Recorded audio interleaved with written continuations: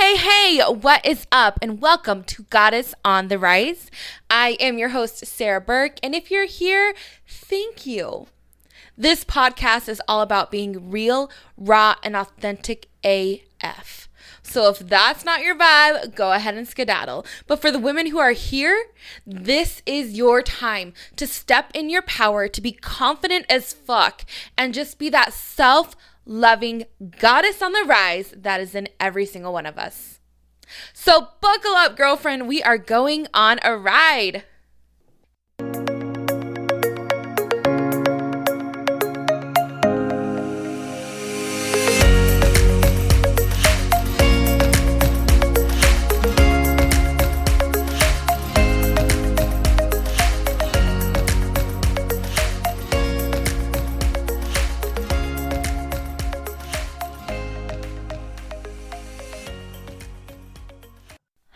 Hello, and welcome to this week's episode of Goddess on the Rise.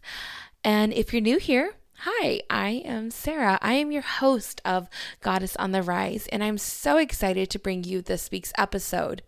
And if you are an original, an oldie, been listening to the show for a while, you know I took a nice long break, really revamped the podcast, looking forward to being back, something I've been talking about for a long time, and I just felt the call to take a break.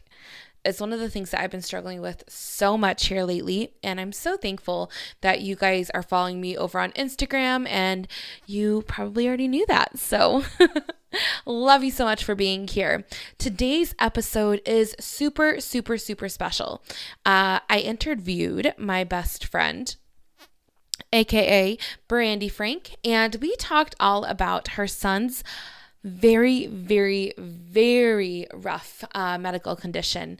Mr. Charley has had 2 open heart surgeries, and on April 7th, the day that you'll be listening to this podcast episode, I know, not the normal day it comes out on Thursdays, but we had to do something special because this will be the 1-year anniversary of his very first open heart surgery.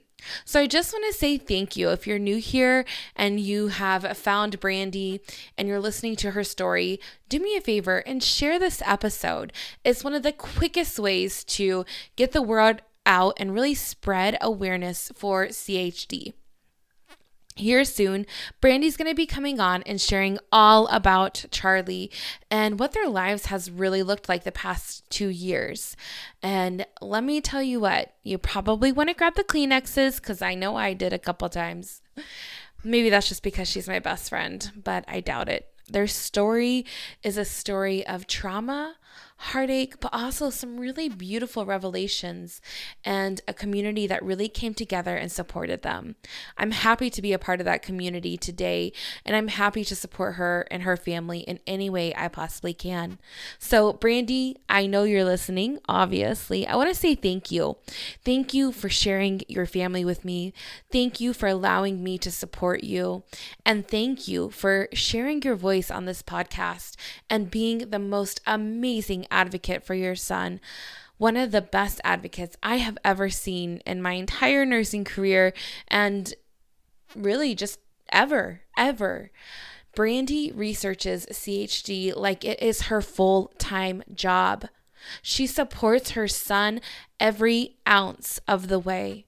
She makes sure that she knows exactly what is going on, when it's going on, how it's going on. She really dives deep into all the information that she could possibly absorb. And it's beautiful seeing her ask me questions, ask doctors questions, and really just letting her confidence flourish in this way.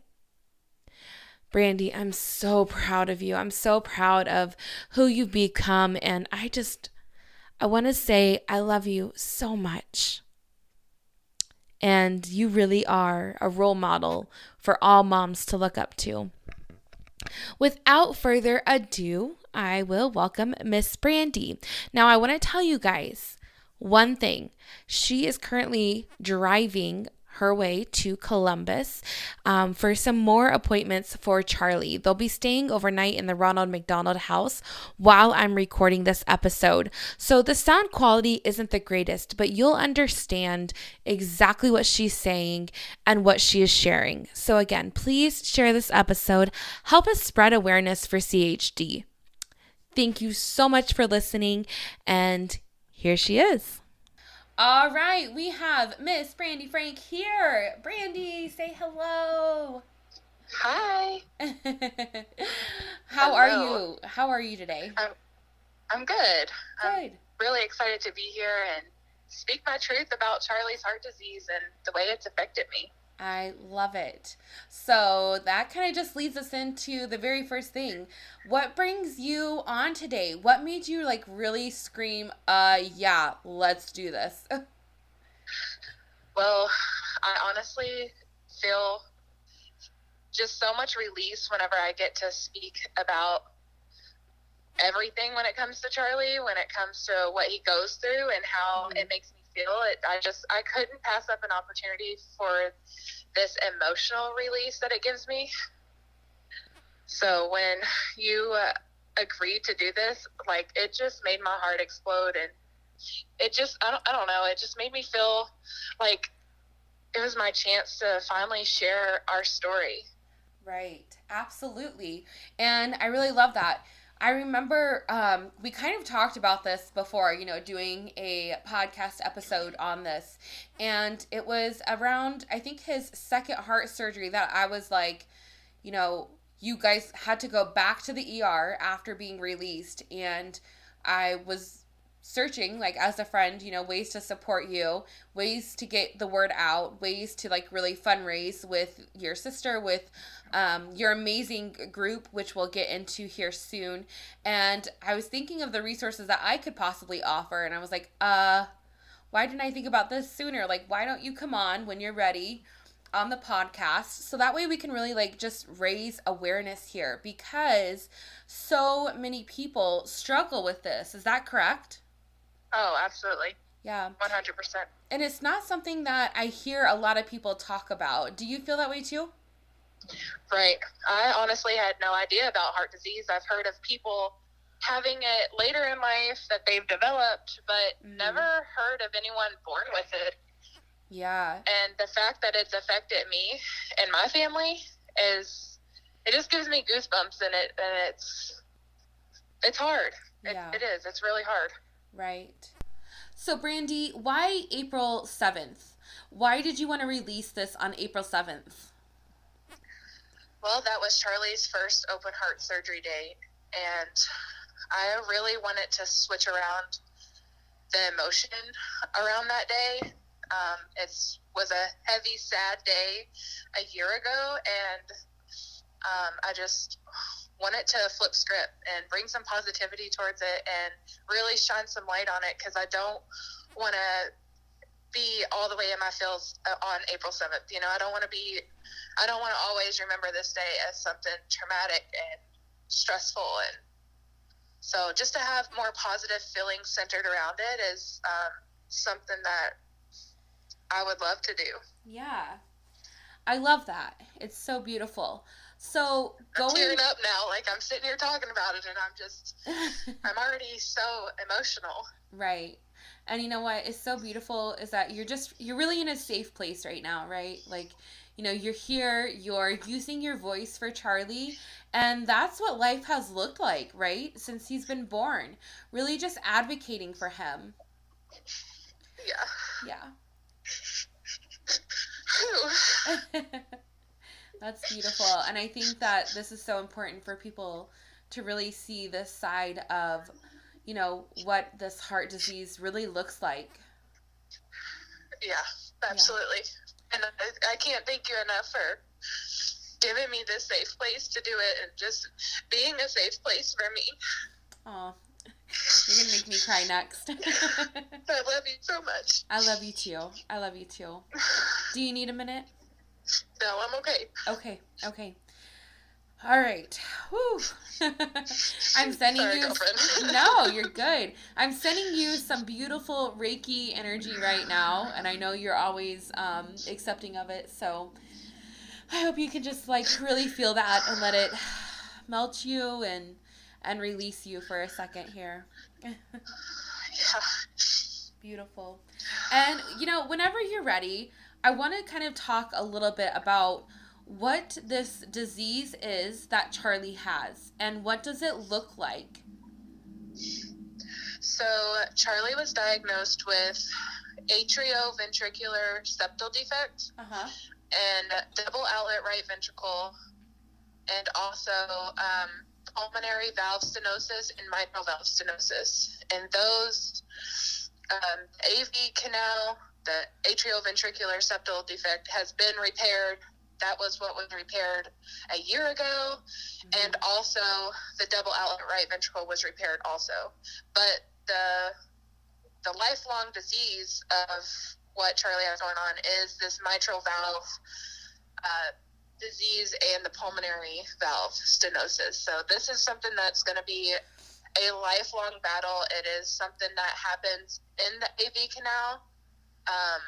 Typically after they're repaired, there's still an aftermath. They're not just fixed. There's other defects in the heart, like the mitral valve, that doesn't get to be repaired sometimes because of growth or the way that they're born. So it's a long battle. Yeah. And that's what it feels like. I feel like we're always fighting.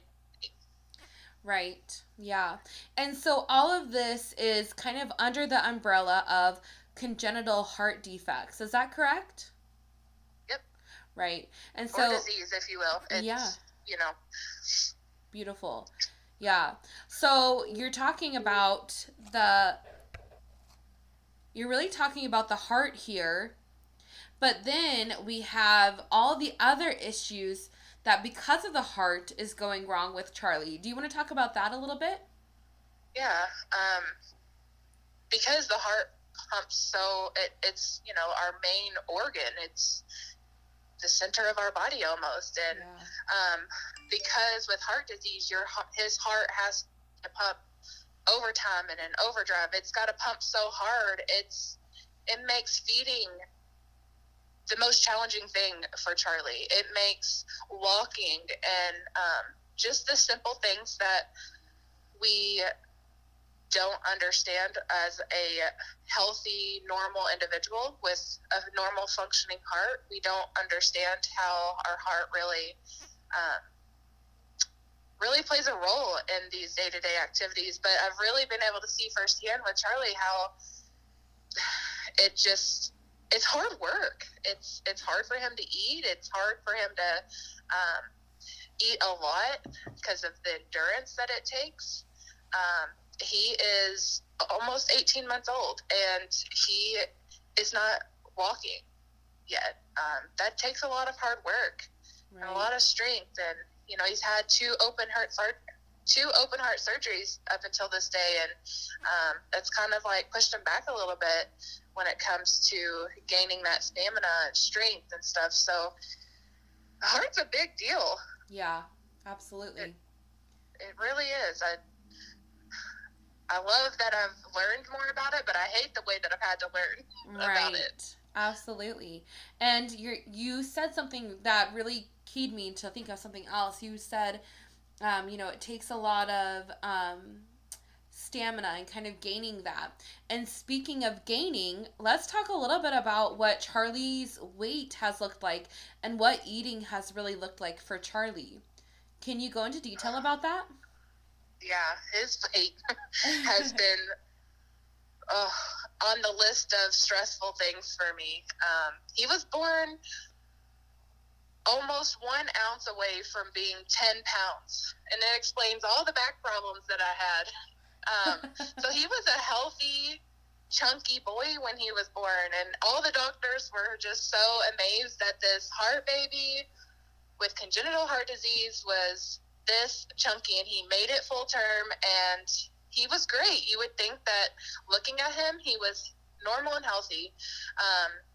But since the day he was born, he's been having feeding issues. He wasn't able to latch. He wasn't able to breastfeed. He couldn't latch on a bottle.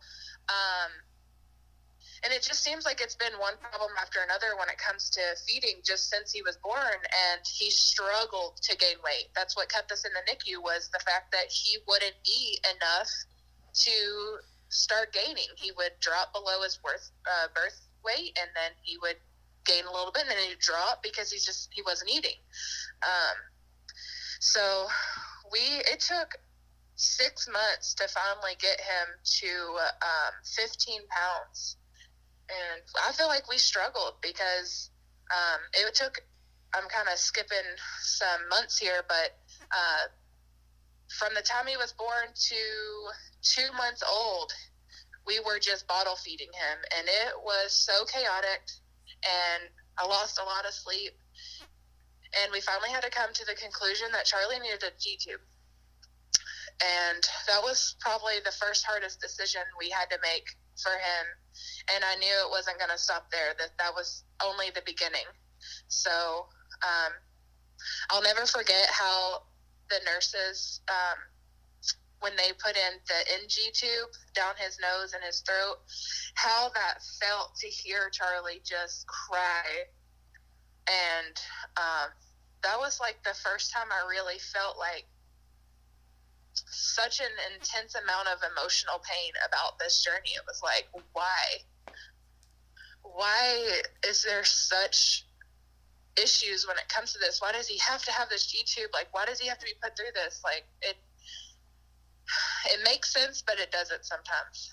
And I'll never forget how I felt, because I didn't want him to have that changed every 2 weeks just so we could push formula down and so he could gain weight. So when we were weighing out all the options, it just seemed like the G-tube was the best thing for him long-term wise. Right. So here we are at almost 18 months old, and he's still dependent 100% on a G-tube. And we just finally got him to 21 pounds. So that's beautiful. And we would not be here if it wasn't for that G-tube, because he doesn't eat. Yeah. So tell me what that looks like. There's still so many issues going on with feeding. Yeah. So that was what I was thinking about next, was like, really tell me what that looks like with his journey now with the G-tube. What is his feeds? Like, let's tell the people, what that looks like for him.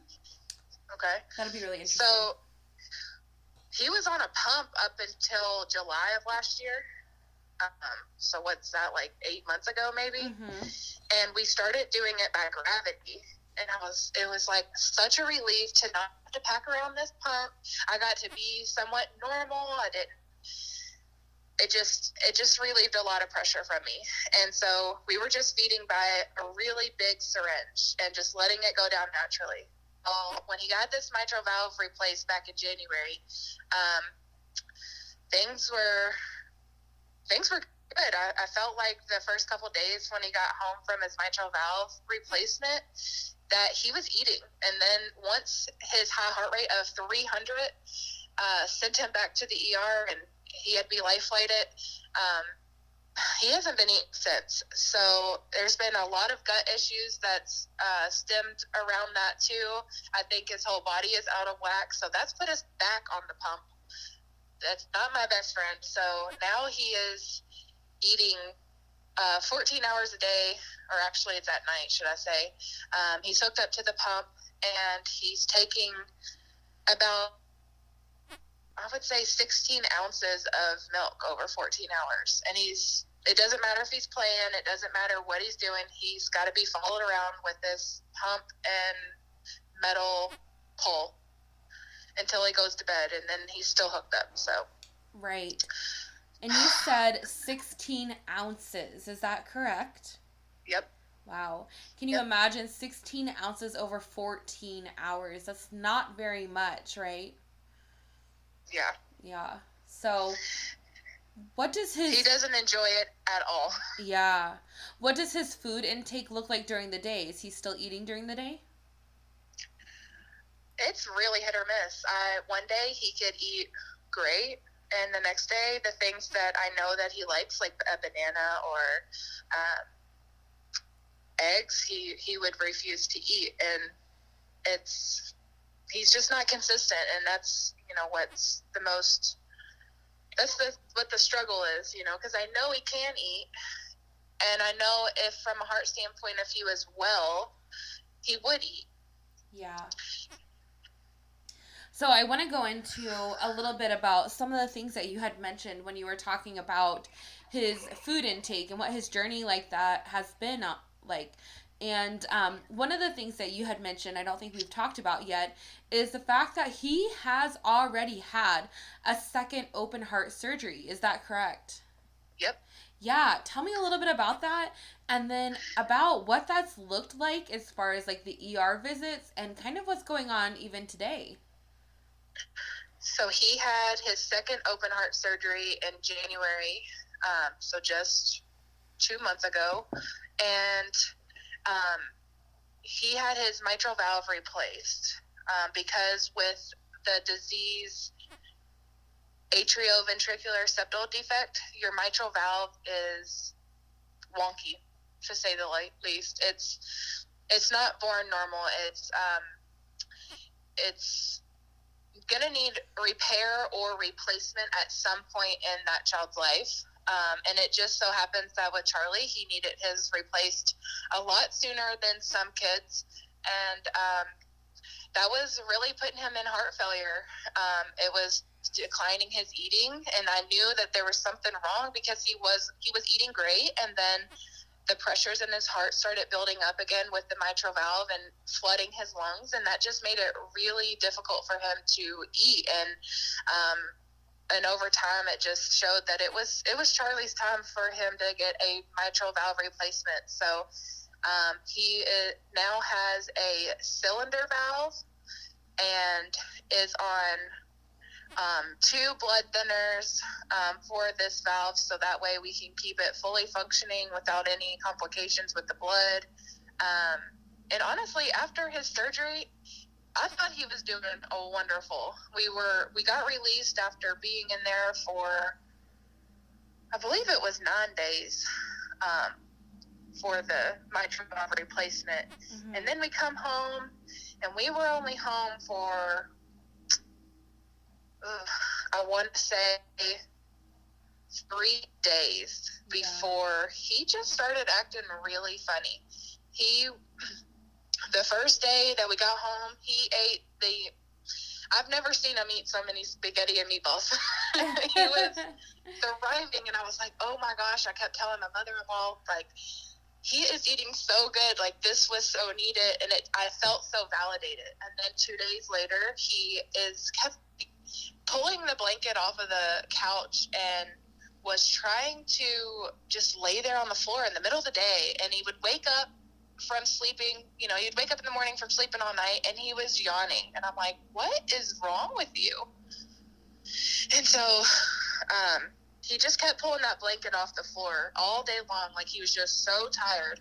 And finally I was like, he really made me worried, and so I called cardiology there at the hospital and spoke with someone on call, and he was like, can you find his heart rate? Can you find a pulse?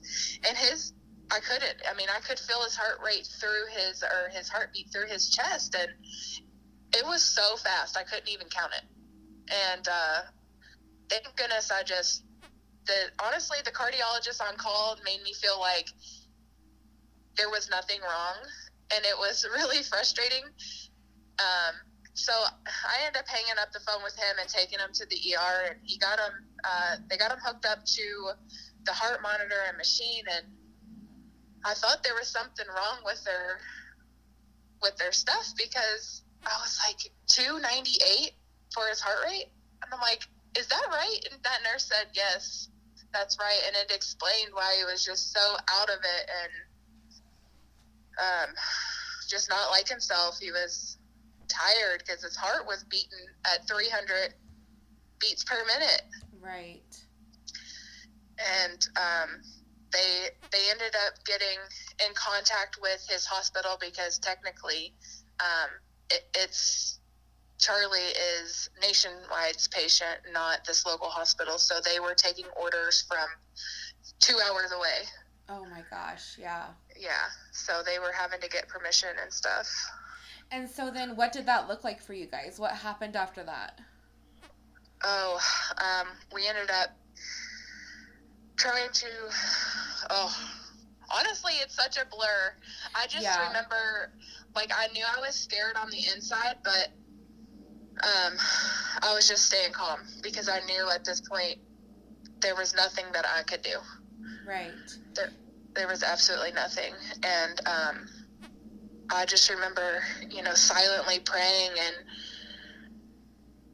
I felt like we were knocking on heaven's doors. It was really scary. Yeah. So talking about that a little bit, is this this very first ER trip, is this the one that ended up in you guys being life flighted and Charley almost needing his heart restarted? Yes. Yeah. Yep. So they actually tried to bring down his heart rate a little naturally with some medicines, but he was not responding to it. And so they ended up just requesting a helicopter to come get us. And it was a 40-minute helicopter flight, but it's a 2-hour drive for us. So we got to be life flighted from where we are to his hospital. And we get down to the ER, and they had to do so many tests on him, get blood work, get an IV in, just so they could get him up to the CICU. And they're getting this echo, and his heart's beating so fast you can't even hardly see anything on the echo because it's just pumping. I mean, just so fast. And I had to step out of the room. I've kind of learned my limits and my place when it comes to certain things. And I was just kind of at my point with all this. I just needed to step out for a second because they were talking about, is it resuscitating him, shocking him? I'm not sure if that's the same thing, but they were going to shock him. And, if they couldn't get his heart rate to come down with lidocaine, that they started in the ER. They were hopeful that it would, but, it wasn't looking very promising. So I was like, I'm going to step out. I'm going to let you do your thing. And she calls me a couple minutes after I'd stepped out and was like, we're getting the medicines drawn up because you have to sedate them. You have to sedate the patient before, they're going to shock. And as she's drawing it up and telling me, she's like, wait. His heart rate just got into sinus rhythm. Whew. And I'm like, what? She said, we're not going to have to do it. And I'm like, what do you mean? She's like, his heart rate just went down and is in, the 100s again. Like nothing ever happened. And I'm like, immediately, I just couldn't think. I was thinking of all the angels and God and just everybody who had touched him and just helped him get back to normal before they were about to do what they needed to. And I love that. I just got goosebumps. It was a miracle. Yeah, absolutely. And I hope anybody hearing this, really grabs the tissues, because obviously I'm close with this family, but, the emotions that are present, they're very, very strong. When you're thinking about this sweet little child, and all the stuff he's gone through, his second open heart surgery, getting life flighted, his heart almost, needing to be restarted just because it's so high. It's really, really, really intense, right? And I know you know that. I know you feel that. And, as we're kind of here, do you feel like you're in a safe place to kind of just share what your emotions have looked like through this whole process?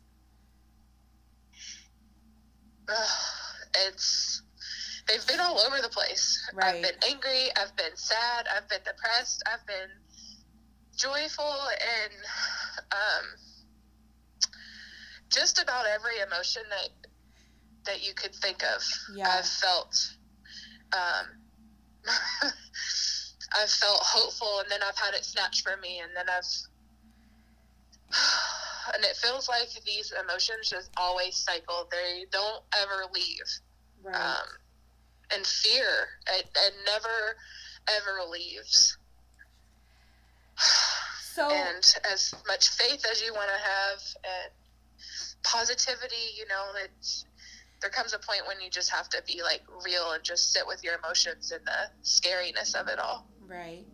And what does that look like for you? Like, how have you supported yourself through this? And maybe even talking about, like what life really, really looks like through that, I kind of feel like every day just looks so different, but the way I've supported myself is just surrounding myself with some amazing friends and family, and the girls in my group have been angels, absolute angels, and I knew I needed them for a piece of my own journey when it comes to loving and choosing myself and doing kind things, but I had no idea how crucial they were going to be when it comes to being the backbone. And before we even go on, can you explain a little bit by what you mean by your group and what that looks like to someone who is new here? Yeah. My group is called Let's Stay Consistent Together. Sorry, we just had a name change about 2 weeks ago. And we're just a group of women who are on a journey to be kind to ourselves and stay consistent with that. And we're here to love on one another and just never give up. And man, we are some powerful ladies. And I had no idea how much of a blessing and lights that these women would be in my life in just so many areas. And there is not a day that goes by that I do not check in with the group.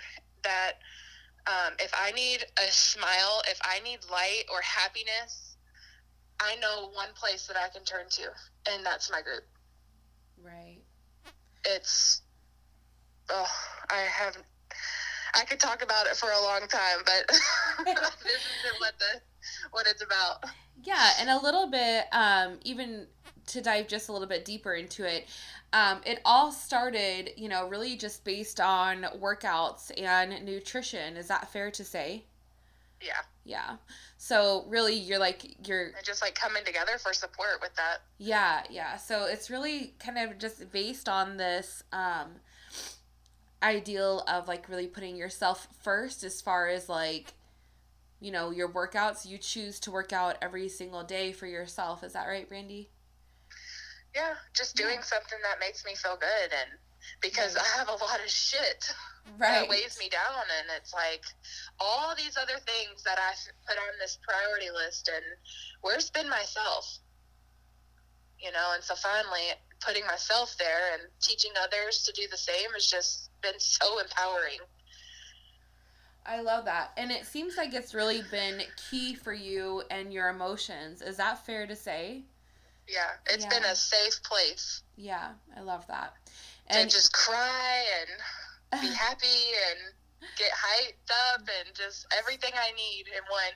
Yeah, sweat it all out. Yeah, they've seen me cry, and they've validated my emotions before Charley's doctors did. I felt like I really wasn't being listened to. Like they heard, I don't know, like they heard me talk, but were they like listening? And so I would come home from cardiology and just like be in tears because I felt like they weren't doing anything. And it's so frustrating. So I would get on a live video and just talk and let it out. And they would validate me. That's really beautiful. And when, like even today, and even on these days where you have like long appointments ahead of you, you really press play pretty much every morning, especially before these long drives, before Charley's appointments and things like that. And I think it really spoke to so many women, because his very first open heart surgery, you were in the hospital and you were still pressing play, I think even on the day he had surgery. Is that right? Yep. Yeah. Actually, I FaceTimed you. Yes, you did. I remember that. Yeah, I did. He had to be there. I think he had to be there at like 5:30 in the morning, and we had lived an hour away. So, I kind of thought about how that day looked like for me. And, sitting in the waiting room for 4, 5, 6, 7, 8 hours, however long it was going to take. And I think the surgery was, we dropped him off. I handed him over at like 6:30, I believe. And then we went back home. And I'm like, I'm not going to sit up there alone, because it was during COVID. It was when COVID had just hit, and there was restrictions. And, I'm not about to sit in this lonely room and wait for, someone to update me. Like, they can just call me. So, and like, what am I going to do if something happens? Like, they're not going to let me back there. So I just chose to be surrounded by my family, which was, Austin and Jude at the time. And that's what brings my heart the most, the most peace, is just being surrounded by like just my family at home. And then just trying to keep my mind off of it. So I remember FaceTiming you, and we worked out and got some endorphins flowing, and just, I felt like I was really choosing myself through something really tragic. And it felt good. And even though it sucked, it felt good. That's really beautiful. I love that. And then kind of talking about that, why don't we go into like, what does life look like for you guys right now? What's a typical day like? I feel like each week there's always something different. So for right now, life looks like getting Charley out of bed, and first Jude always comes in and snuggles me, because he isn't attached to the pump, but he can get up and snuggle me for a couple minutes, and then we finally get up and get Charley out of bed with his pump. And so and as soon as we get downstairs, it's medicine time. I've got to before Jude even gets breakfast, he's really great about, letting me do what I need to for Charley, and then it's breakfast time for him. But it's crushing up pills and getting him to liquid form, drawing up all of his medicines, and then pushing them through. Had you asked me this question 2 weeks ago, it would be doing medicine for Charley and then making breakfast for both of the boys. But now they have me not even offering food to Charley until like late morning. And we're up anywhere from like, I'd say Charley wakes up at like 7. So he's not even being offered food. There he is. He's awake now. He's not even offered food till about 10 or 11 in the morning. And that's if he even takes it. I can offer it, but it's up to him whether he wants to eat it or not. Right, absolutely. And then you have all the appointments, right? And physical therapy. Yep. And yeah. Yep. And, the medicine doesn't even just stop in the morning. He's on one medicine that is given every 8 hours. So that's, 3 times a day?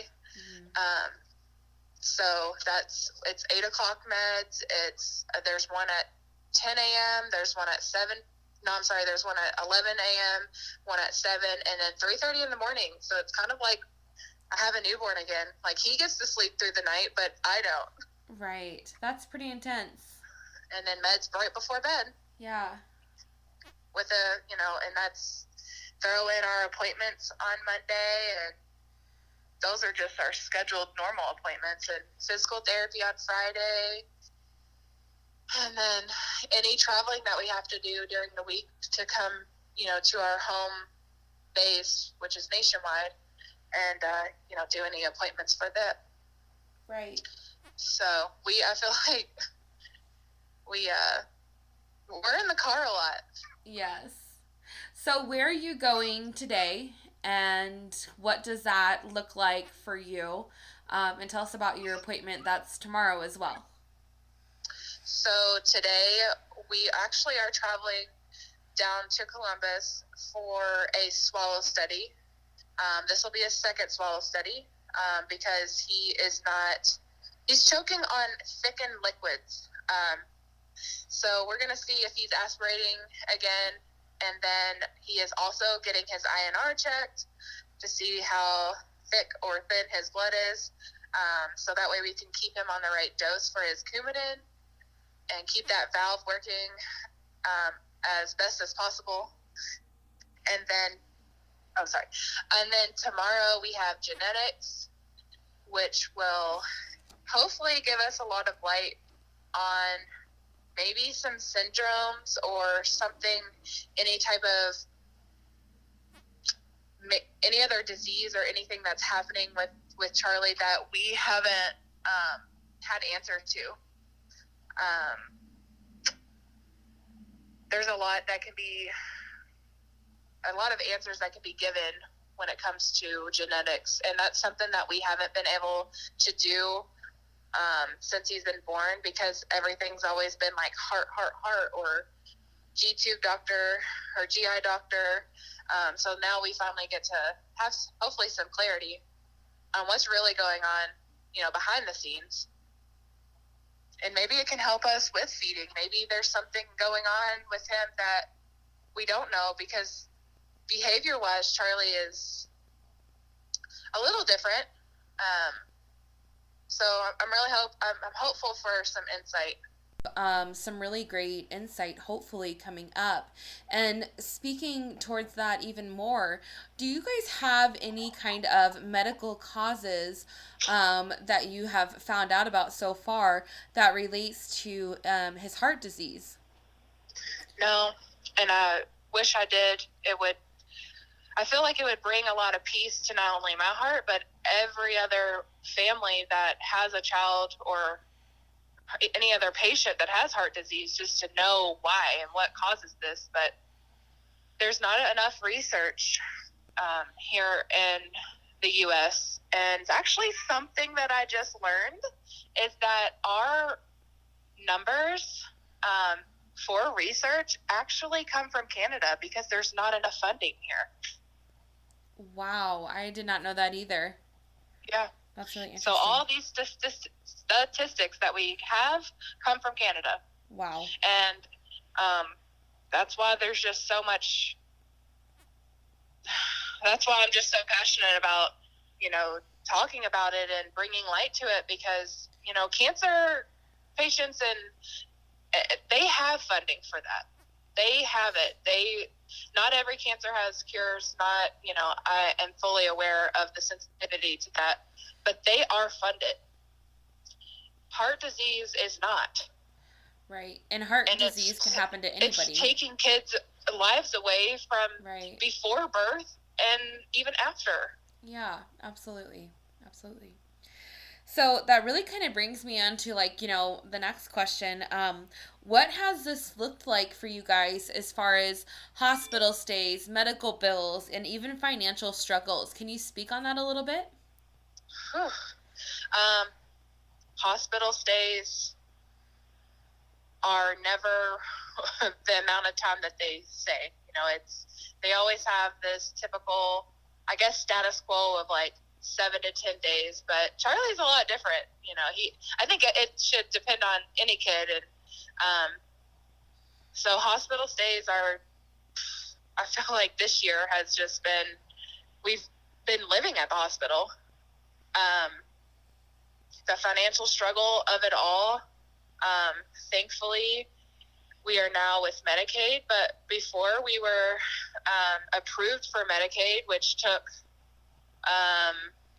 4 months to get approved, and the medical bills of that from when I was pregnant to right before his first heart surgery, it's a lot. It's sitting in collections right now, but it's the financial burden of it is a lot, because they want to make sure that they have all the pictures that they need of his heart.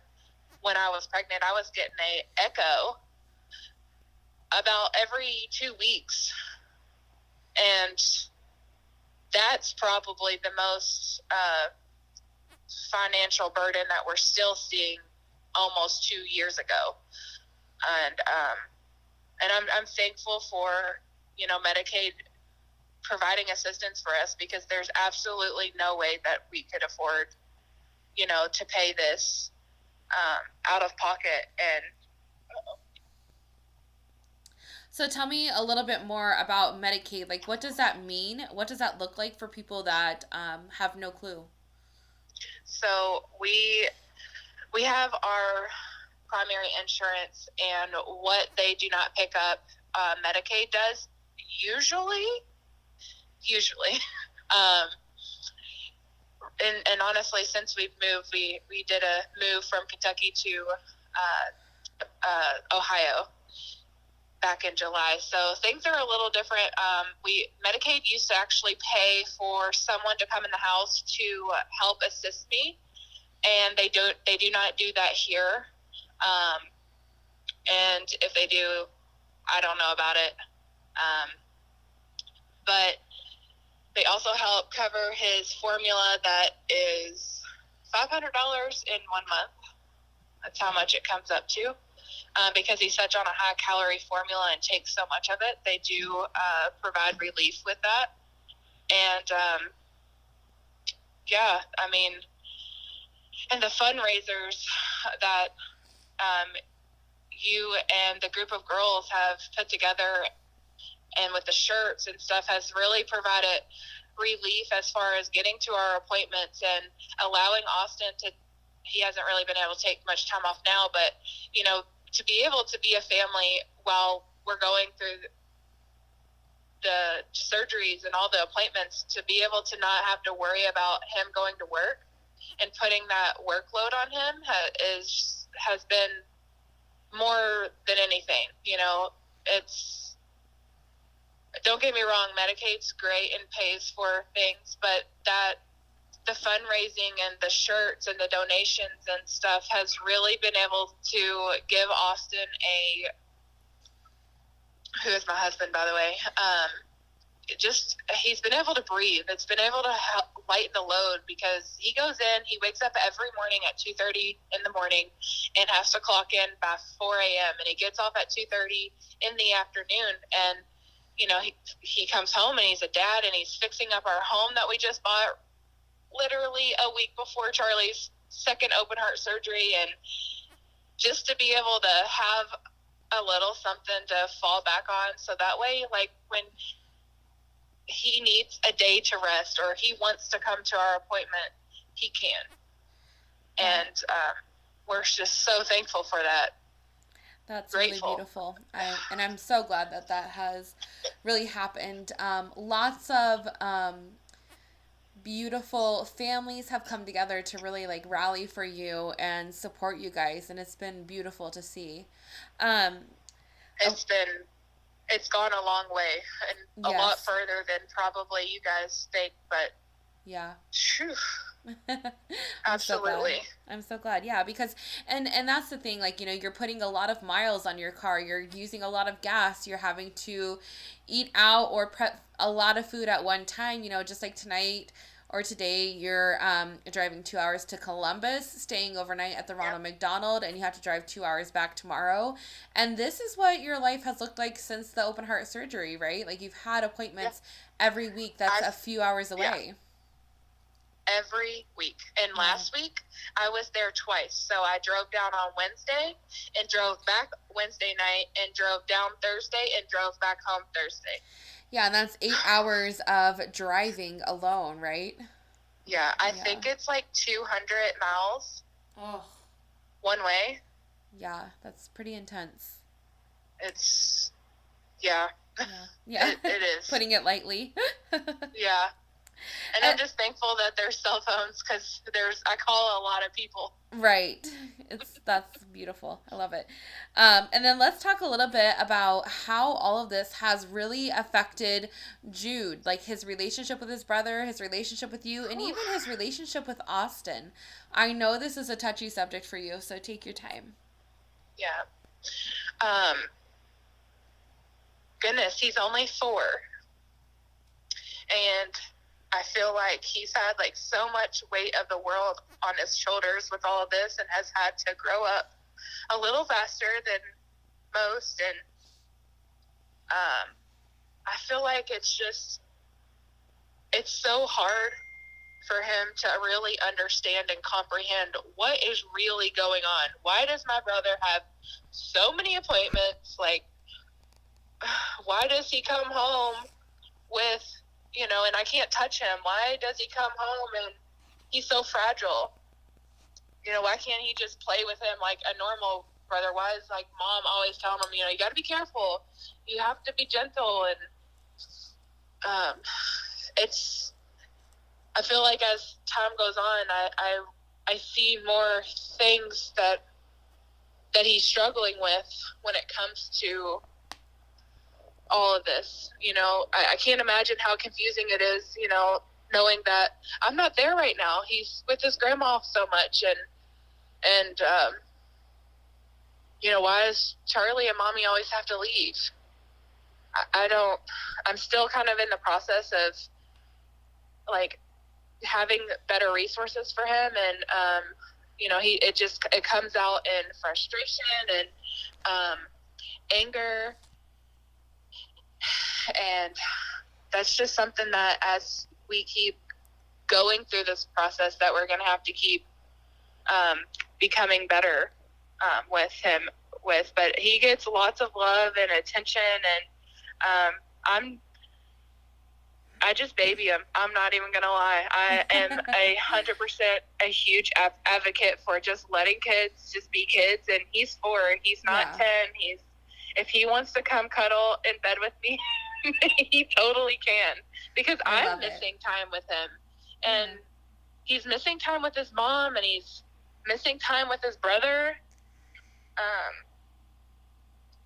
Our hearts are always split, it seems like. Right. Especially here in the last 2 months. It's just since his second open heart surgery, with having to be away, our family has been split up in 2 different places more than it's been together whole.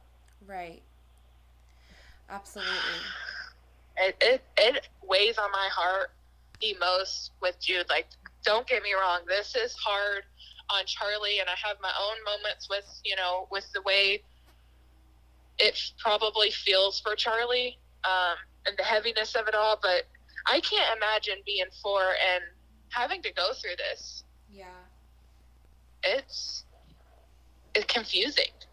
Right. And I can't wait. We have this book that's on the way, and the title of it is just, it broke my heart when it was suggested to me, because the book title is called What About Me? And it's for the sibling of a child who has a terminal or, a critical condition and illness, something that is a lot larger for a young mind to understand.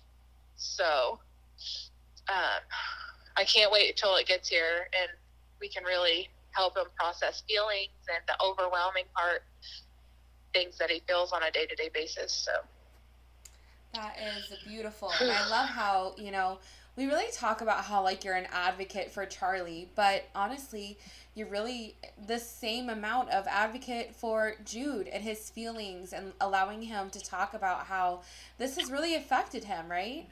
Beautiful. Yeah. And as we're kind of moving forward here and, just really wrapping this up, I want to ask you, what does it look like for people to support you? How can they support you moving forward? And really, like, is there something that is wrong or even right to say? Oh, yeah. I talked a lot about, like, the right and wrong things to say with someone who's going through something that you don't really even know what to say. Yeah. I can't exactly tell you in words what you can say to me, but I can tell you what you can't say to me. Okay. And that's that it's going to be okay.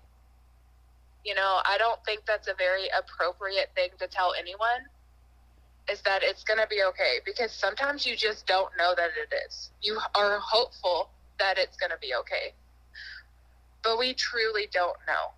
And I just don't think that those words that, it's going to be okay is helpful for anyone that's hurting or anyone that is going through an intense amount of pain. I think people, when like myself, who are going through traumatic things, I think just like being there to listen, or just,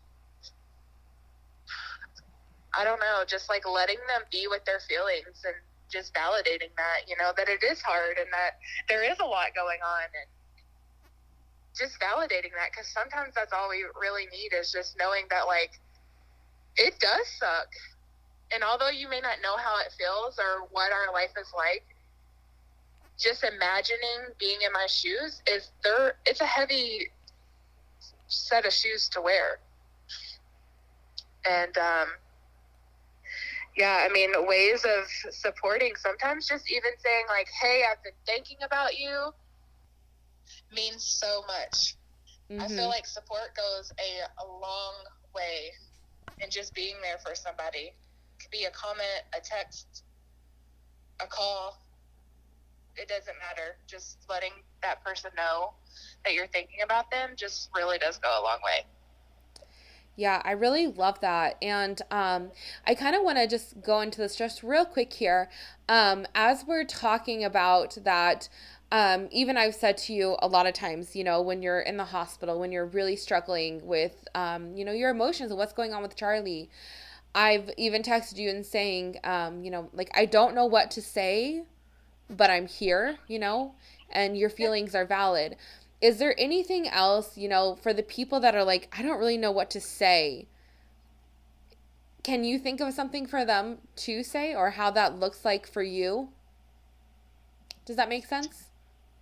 I think it just kind of goes back to just sending a quick text and just saying like, I'm thinking about you, and just being like, communicating that you don't know what to say. Yeah. And you don't have to know. I think it's just the fact of just showing up and being present, whether it's in my inbox or on, you know, in my phone or text message. It doesn't matter. It's just about being there, because that's what friends are for, right? Like, right. You don't really always have to know what to say. It's just about being there, like, even if you're just in silence, because most of the time when someone's hurting or, you know, needing support, they don't know how to just come out and just say it, you know, right. Like, I need this and I need that. Sometimes they just need that person to just say, hey, like, I'm thinking about you.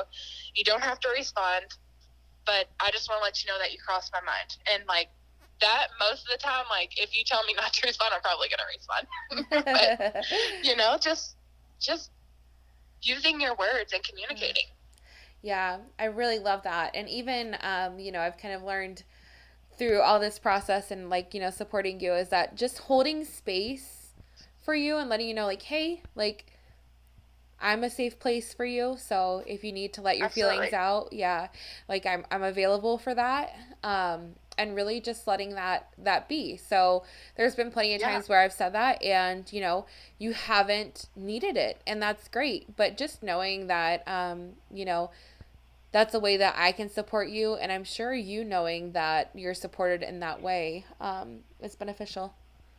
Absolutely. Just to be authentic in how I feel, because not everybody can handle intense, truthful feelings. I mean, I'm a very deep emotional person, and not everyone knows how. Like, I feel like when people ask me, how are you? Like, are they wanting a smooth version of it, or are you really wanting to know how I feel? Because, right. Girlfriend, I can tell you. But most of the time, people don't know how to respond, because they are such deep, like, I hurt very hard, and I love hard, and when things hurt me, they hurt. And a lot of people just don't know how to respond to that, because it's like, ooh, feelings, let's not go there. But right. Are you okay? Yeah, absolutely.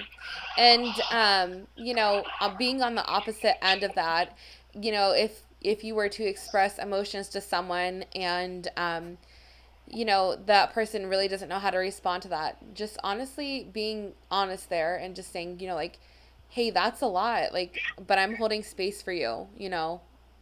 I think that's a really a beautiful way to just communicate that, like, I have no idea how to help you through that. And, that's kind of how a lot of people are. Like, they want to help, but they have no idea how. So, Right. just some really good reminders there. And then moving forward, as we kind of wrap up, is there anything that you would like to say or like to remind people about, or just something you want to get off your chest while we're here? Yeah, so before we end this, I just want to shine some light with Charley's future with heart disease. Just because he just had his second open heart surgery in January of this year, it's not going to be his last. This disease is going to be a battle of his for the rest of his life. He is going to have this mitral valve replaced. They are hoping to get 2 years out of each replacement. But until Charley stops growing, so when he's an adult, things will happen every 2 years until then. So life is not going to slow down. It might slow down a little bit, and we'll get comfy at home and be able to maintain with just doing cardiology until his valve is going to need replaced. And the support that we're going to receive, from now and forever is, I'm just so grateful, because I could not be where I'm at. I could not continue to go on my day without my girls and my family and my friends. There's just absolutely no way that I could do this alone. I have an army of warriors. Like, they are warriors to be able to support me and empower me still to this day, and still make me feel loved and cared about. So we all have this place in our life, and everybody is just my angel. So if you're listening and you have supported me in any way, thank you. Absolutely, thank you. I love that. That's a really beautiful way to end this episode. So I really just want to thank you for taking time out of, your day to just not only show up for yourself, but even show up for Charley, and just constantly being his biggest advocate. Thank you for having me. Absolutely. This is something that I've always wanted to do, and I love that I get to do it with you. Yeah. I mean, you've always, we met because of things that I needed to work on, and, I feel like finding my voice and my truth has always been, we didn't know that at the time back in 2014, but, here we are in 2021, like really deep into our truth. Yes, absolutely. I love it. And Brandy, if more people want to follow your journey and support you, where can they find you at? You can find me on Facebook as Brandy Frank. I'll have a yellow background cover picture, and it'll say, "Let's stay consistent together." And then I'm sure if all of my posts are public, you'll be able to see Charley on there. Or you can find me on Instagram at Motivated Heart Mama. I love it. That's so beautiful. And of course, if you are listening right now, you absolutely know I will be all over the gram, all over the Facebook, tagging Brandy, hyping this podcast episode up. And what we really want from this episode is to just bring awareness to this awful disease and allow Brandy to speak her truth about it.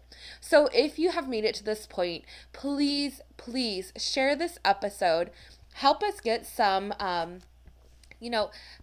resources available here, and really just kind of bring awareness together.